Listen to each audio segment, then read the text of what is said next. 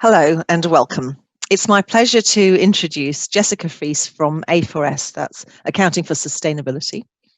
Jessica has overall leadership responsibility for the organisation. She's led A4S since 2008, working with the finance community to catalyse a shift to a sustainable economy with a focus on practical actions and targeted interventions capable of achieving global change. She is currently a member of the International Integrated Reporting Council Governance and Nominations Committee, the Smith School Global Sustainable Finance Advisory Council, the UN Global Assessment Report Advisory Council, and the Global Reporting Initiative Board. Welcome, Jessica.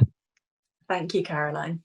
So, Jessica, I'd like to start by asking what observations you have in terms of the COVID-19 impact on the business sector and its implications for sustainable finance. Prior to the crisis, we saw a real uptake and focus on issues like climate change and broader sustainability issues, so some of the social and environmental drivers of business performance. And amongst the investor community, a real demand for better information from companies and interest in sustainable finance. We have networks of CFOs around the world, as well as asset owners and others from the capital market community. And we've been engaging with them to really understand their perspectives. And they come from the whole range of sectors. So some that have been very heavily impacted by the current crisis, others that have been having to find ways of working, so different sets of challenges. What we are finding is, based on some emerging market research and of course anecdotally, I think it's a bit early to say, but those that had really managed to think about embedding sustainability into their business are finding ways to maybe weather the crisis better than some of those who aren't. And certainly from the investor community, I think a real still focus on and demand from companies to be demonstrating how they are responding to the crisis in a positive way, particularly some of those social dimensions. So thinking about how companies are supporting their employees, supporting their communities, supporting society as a whole in responding to the crisis. And I think that sustainable finance plays a really important role in that response. So the mindset is kind of changing through the impact of COVID-19. The mindset is absolutely changing. I mean, everyone, I think, is having to focus on some of the very short-term survival issues. But at the same time, those longer-term sustainability drivers aren't going away. And a lot of organisations are really thinking about what do they need to put in place now that is going to help them not only come out of the crisis still surviving, but are there opportunities that might mean that they can retain some of the learnings from the crisis and be building back better, I think is a phrase that's really started to gain a lot of traction. And whether that is around the social dimensions or around some of those environmental changes. But I think that for many, there's a more profound sense of the interconnectedness of action and things like the resilience of the supply chain, the social responses, how dependent we are on some of the ways of working with others, ways of working with across communities, with government, with other business partners to really find solutions. And I think that some of those areas really give me hope for how we can do things differently in the future. Thanks very much, Jessica. And I think our audience is going to be really interested to know that A4S is a newly published set of top tips for treasury teams on implementing a sustainable finance framework. What are the key benefits to the treasurer and its company or their company as a result of implementing such a framework? Well, as mentioned, there pre-crisis was a real focus on sustainable finance, and a lot of the CFOs and companies we've been working with around the world have been starting to issue green bonds, social bonds, sustainability bonds, but not just bonds, but also other aspects of sustainable finance. So revolving credit facilities, for example, with sustainability related KPIs that drive differential pricing. And we have seen a continued focus on some of those products through the crisis.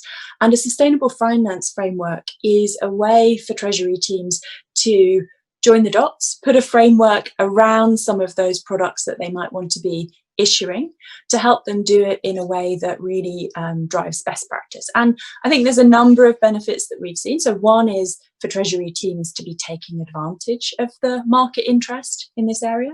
And we've seen recently a real uptick in social bond issuance. So there's research by Nordea that really shows about 20% of the recent issuance has been focused on some of those social issues. But also really initiate a different kind of dialogue with market participants.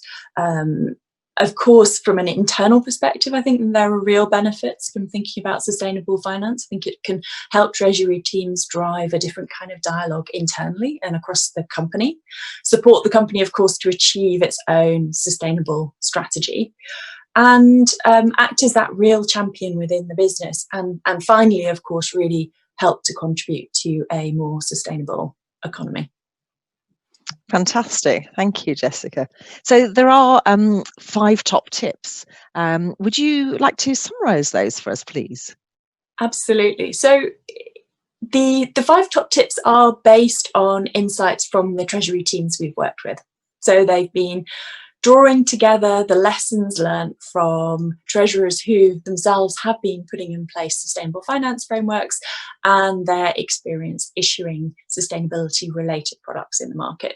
It builds on the A4S Essential Guide, which we issued last year, which focuses on debt finance. So that guide really looks at all aspects of Treasury team activity and how to embed ESG, environmental, social and governance issues into all of the things that Treasury teams do.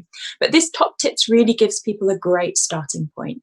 It helps people to get going in terms of accessing that sustainable finance market.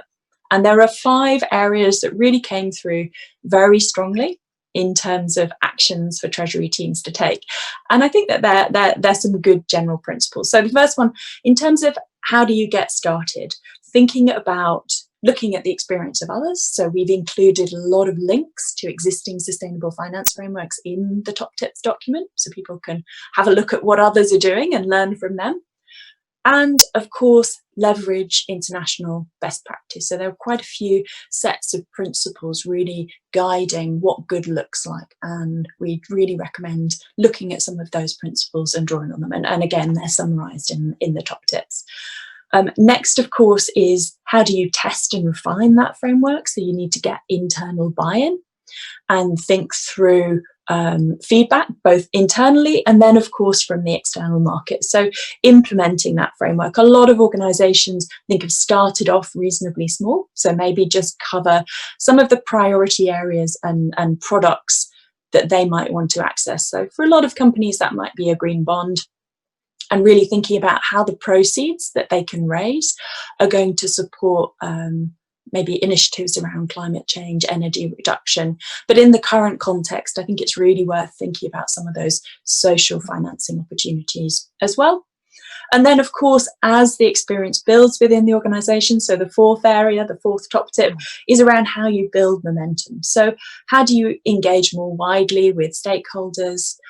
How do you learn from your experiences, and then start to expand the scope of that sustainable finance framework? So the 5th top tip is really how do you enhance and expand that experience?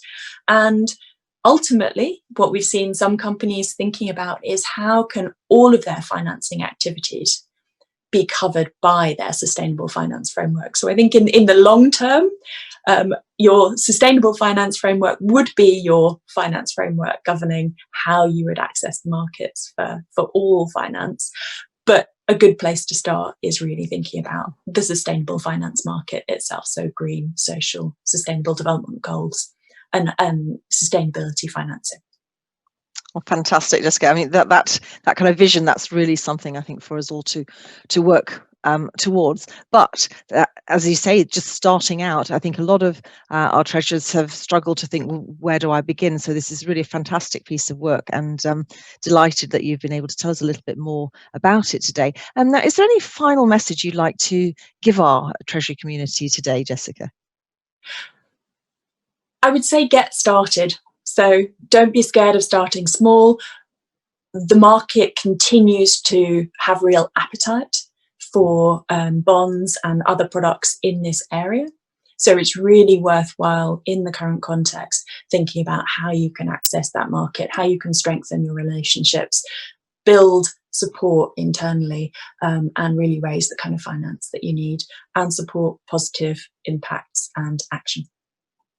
Excellent. Well, thank you so much, Jessica. Thanks for joining us here today, but thanks also for all the work you do partnering with us on in various contexts. We really appreciate it. It's a really important area that we do need to focus on more, and it will be really fascinating to see out of the current situation under COVID-19 how things develop, and whether things are indeed fast tracked, or there's a shift caused by the kind of disruption, shall we say, that we're experiencing. So hopefully all to the good for the cause. Thank you once again, and thank you to our audience for joining us today. I hope you found that helpful, and I hope you'll all now be racing out to track down your top tips and have a good read of those and get started. Thank you very much.